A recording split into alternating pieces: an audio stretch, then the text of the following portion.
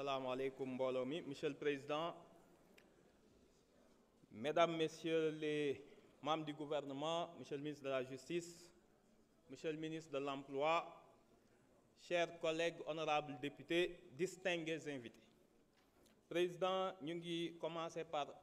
ci weeru koor bi ñu génn baalu àq ñëpp di baal àq ñëpp di ñaan yàlla nangul ñu sunuy jaamu yàlla sotti ci réew mi jàmm ak xéewal jàppale le président Bassirou Diomaye, le premier ministre Ousmane Sonko et leur gouvernement yàlla may leen succès ci mission bi. mbooloo mi ñu ngi am mbégte mu rëy ak humilité bu rëy aussi di porter loi d'interprétation bi sur la loi d'amnistie bi ñu fi voté woon en 2024. damay am d'abord une pensée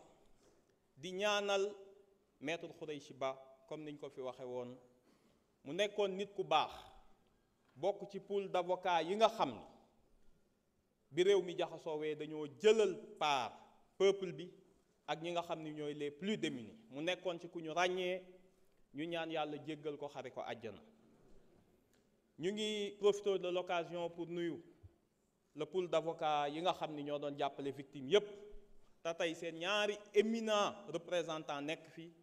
muy maître Ciré Clédor ak maître Juan Branco ñu ngi leen di nuyu et à travers vous le pool d'avocats ji Bamba Cissé jiite kook ñoom maître Macodou Ndour ak ñoom ñëpp ñu ngi leen di nuyu ak maître Sow. tey dañuy am une pensée d'abord pour ñi nga xam ni ñàkk nañ seen bakkan ci xeexal seen réew pour la liberté. ñu xam responsabilité bi ñu teg fii ñun tey xam cër bi nga xam ni yoreel nañ ko le peuple sénégalais bi nga xam ni moom du waa Pastef rek seen xeex peuple sénégalais moom moo renversé l'histoire. am na ku fi toog sànq naan ay délinquants peuple sénégalais bi jël délinquants yóbbu leen palais indi leen assemblée boo woowee ñoonu délinquant yow dañuy am kersa qualifié li nga nekk. tey jii dañuy wax ak ñi nga xam ni ñu bari ci ñoom bis bu doy waar la tey ndax dafa am ay ministres yu fi nekkoon ay membres du gouvernement yu fi nekkoon ay victimes nekk fi ñun ñëpp ñu bokk salle bi te ñoom ñu ngi seen jàmm di wax loolu di wane grandeur ak sacrifice bi ñi nga xam ni ñoo doon xeexal réew mi di témoigner te may wax yéen ñi nga xam ni yéenay victimes yi te ñu bari ci yéen nekk ci kaw toog fi dama bëgg ngeen xam ni ñaari mbir am ngeen ko te dootul dañ te boo gisee ñu mën a toog ak ñii te dóoruñu leen gaañuñu leen malgré li ñu def c'est parce que mérité wu ñu suñu colère il le mérite même pas. parce que ñun ku yàlla di xeexal da ngay moytu di fayoon toog melentaan da nga koy moytu parce que ñun dañoo nekkoon ci situation bu xaw a jafe peuple sénégalais ay grands hommes politiques nekkoon nañ fi mener ay combats. peuple bi yóbbu leen pouvoir ñun suñu situation le peuple nous a porté le peuple Babacar Ndiaye honorable wax na ko moo amnistie lu raw amnistie la defal ndax ki ngeen woowee terroriste woowee ko force occulte mu jël ko teg ko ci palais bi ni moom laa wóolu ci Sénégal loolu doy na pour désaveu.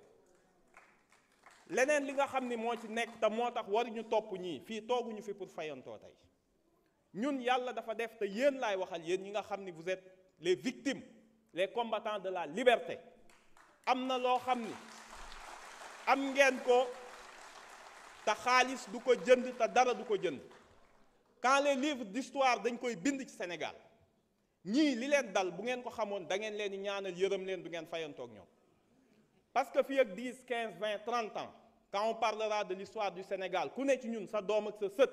dina dem école jàng événement yi ni la papa wala maam ban camp nga bokkoon bi sénégalais di xeex seen liberté te jàpp naa ni ku ne di nga fier bis boobu ni maa ngi woon ci camp ñi doon xeexal peuple bi am na ñoo xam ni dinañ rus a wax bokk nañ ci camp APR wala Benno Bokk Yaakaar moo tax ma ni la ñii jar ñoo fayantoo. lan moo xew ba indi loi bi 2011 dégg naa li ngeen fi wax yéen amnistie dalee na dal avant amnistie parce que ay yéen ñëpp ñi fi nekkoon ministre Benno Bokk Yaakaar yéen ñëpp autant que vous êtes ñi fi nekkoon ay député def naa 5 législatures 10 xam nga lu leen fi teg 2011 le peuple sénégalais s'est battu mu am 14 morts ñu taal ay kër taal ay bus dàq fi benn ministre boo xam ni dañ ko bëggoon lyncher publiquement moo tax yéen ñëpp ngeen nekkoon fi ay ministre ak ay député Thierno Alassane Sall Aïssata Tall Sall ay nit ñoo xeex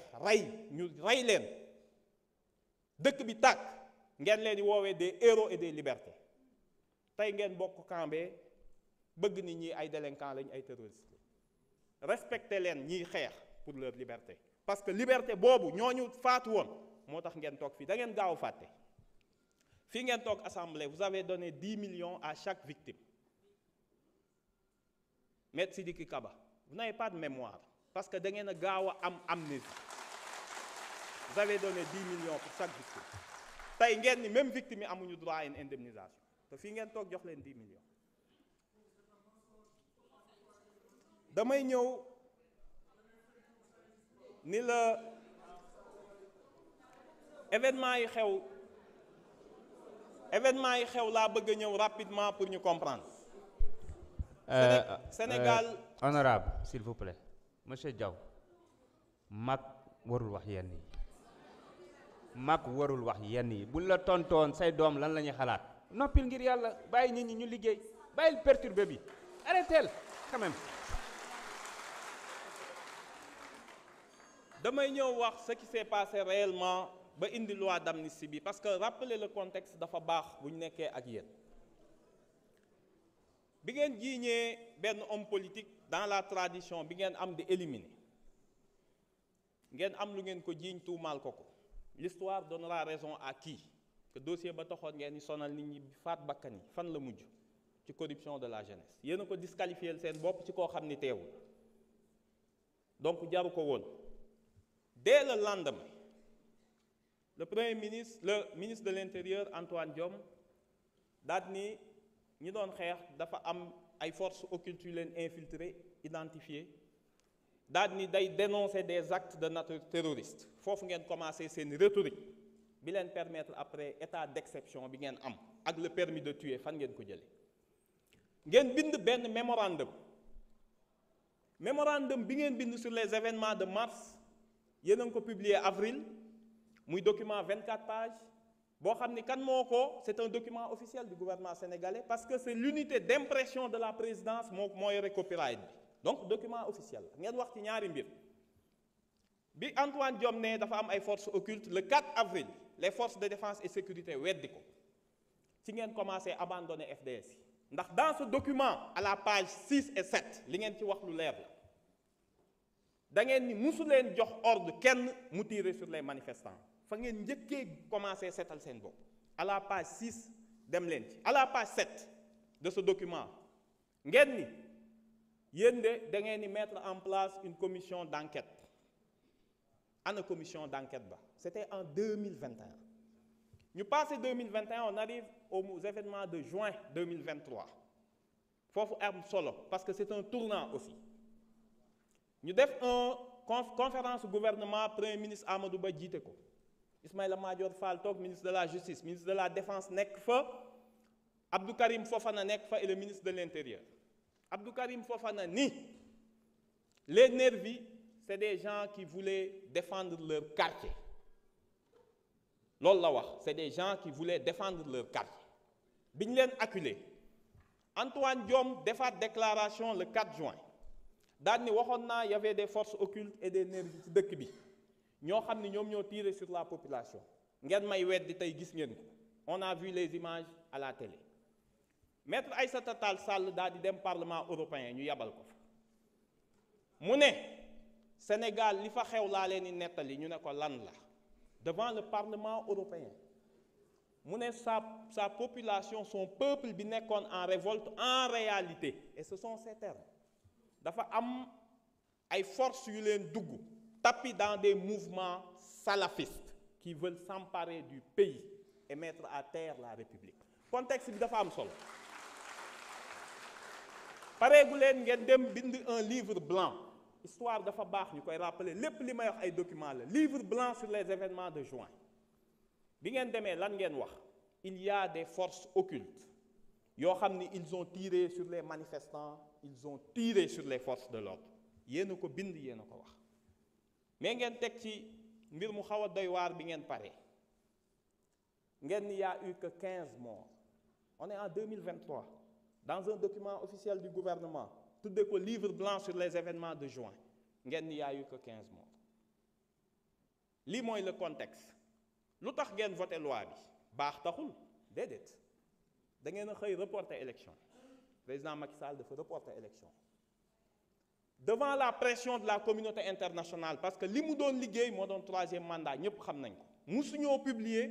laaj bi mu laaj conseil constitutionnel ni ko ndax mën naa def 3e candidature conseil bi ni ko déedéet mënoo ko mu reporter élection yi